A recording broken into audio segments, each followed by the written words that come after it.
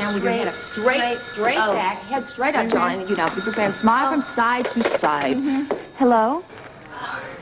Tiffany, this is Edward. Oh, hi. I've been meaning to call you. Tiffany, I'm going to go get some iced tea, all right? Oh, yeah, fine. Yes. Edward, Jake just got a call from Monica, and he went tearing out of here like you cannot believe. Yeah, I know all about that, but I have something else I have to discuss with you. Well, what is it, time for me to make my move on Sean? In a manner of speaking, it's time we reinforce Donnelly's greatest fear. I can't wait to get my hands on that man. Where do you want to meet? Well, got to be someplace we aren't going to run into anybody we know. Let's see, what about the bucket of blood? That place is a dive. Edward, I can't be seen in a place like that. My career would be up in smoke. What do you mean? Tiffany, you're an actress. Act like you belong there. Come on, Tiffany. It's time we move in for the kill.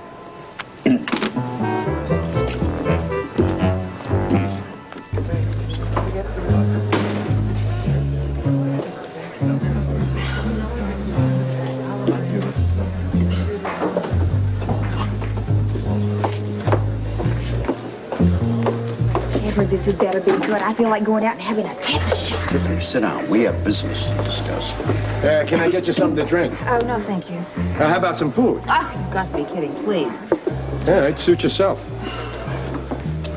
Edward, I realize that you're a little bit short of cash, but this place is absolutely repulsive. Now, what is this about? Tiffany, I want you to read this article. Well, it's a sad story. What about it? Well, coming across this article in the paper was a stroke of good luck, and I'm sure we can use it to our advantage. How is that possibly going to help us with Sean Donnelly? I want you to get this story on the 12 o'clock news, and I want you to write the copy with the most gruesome and graphic details you think you can get away with. I know this story is going to have an effect on Donnelly. What makes you so sure he's even going to be watching the 12 o'clock news? Look, you just get the story on the air. I'll make sure that Donnelly's watching. I know that he's going to have lunch with Monica over at the mansion, and Lila and I have to go over there and talk some other business with her. I'll make sure that the television is on before we leave. You're so devious. I don't know if I can even get it on the 12 o'clock news. Why don't I just put it on the 5 o'clock news? Absolutely not. It has to be on at noon. I have some other things that are scheduled to take place at 12:30. You're 1-2 punch, huh? You just wait. With any kind of luck, this is going to be a knockout. Is there sufficient ice in the bucket, Mr. Quartermain? Oh, yes. Looks fine to me, Jennings. I wanted you to know that Mr. Donnelly is in the den. Thank you, Jennings. In fact, why don't we drive up to the camp together?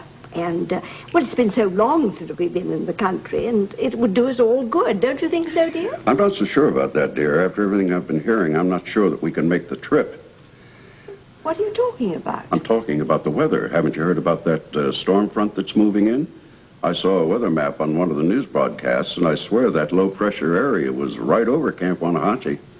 Well, that's where the boys are at summer camp. Well, that's what I'm talking about.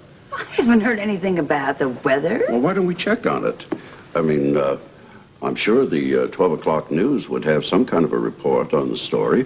Is the TV still in the den, Monica? Well, yes, Edward, but Well, no. why don't I turn it on? I'll keep an eye on the weather situation. You can talk about the school that we've selected for Alan Jr. and Jason. Don't be silly. Why don't I have Jennings keep an eye on the television set? There's no reason for you to go into the den and just hole up there all alone. Look, you can't depend on servants in this kind of a situation. Anyway, Jennings has a job to do.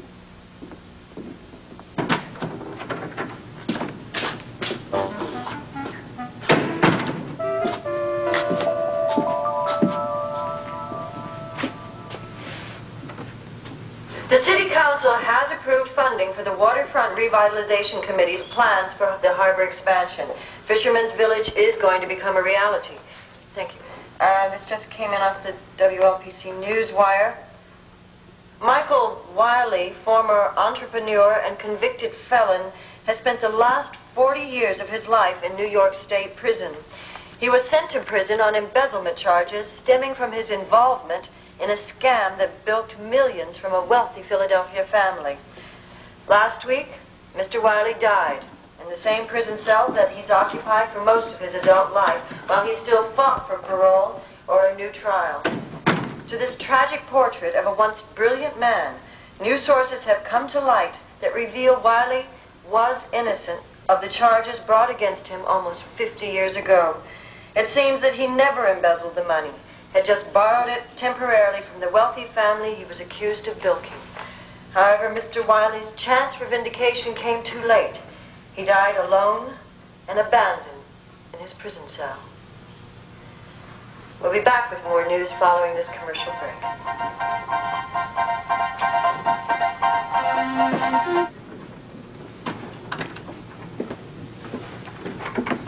Where Edward? They left.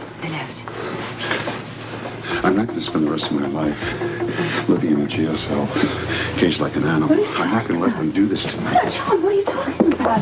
Listen, we're not guilty. No one is going to lock me up, Monica. Wait a minute, they can't put you in jail for anything. Wait just a minute, Sean. Is there something that you haven't told me? I can't talk right now. I'll explain later, Monica. Wait a minute, Sean. Wait, Sean.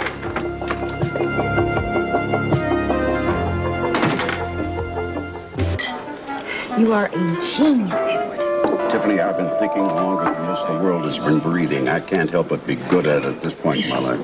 So Sean was affected by that little story in the news, huh? Fell for it, hook, line, and sinker. There's nothing that terrifies that man more than being locked up in a jail cell. It's a primal fear with him. He'll do anything to avoid it.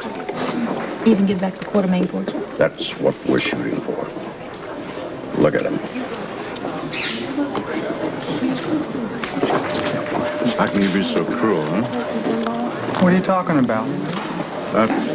This bird, he doesn't belong to be in a cage. He doesn't belong in a cage. He should be free like all of other God's creatures. That's where he should be, free. Hey, it'd be kind of hard to keep him around if he wasn't in a cage, you know? Come on, man, just let him go. Just let him go. Paid a lot of money for this bird. Just let him go. Let him free. Let him be free. Free.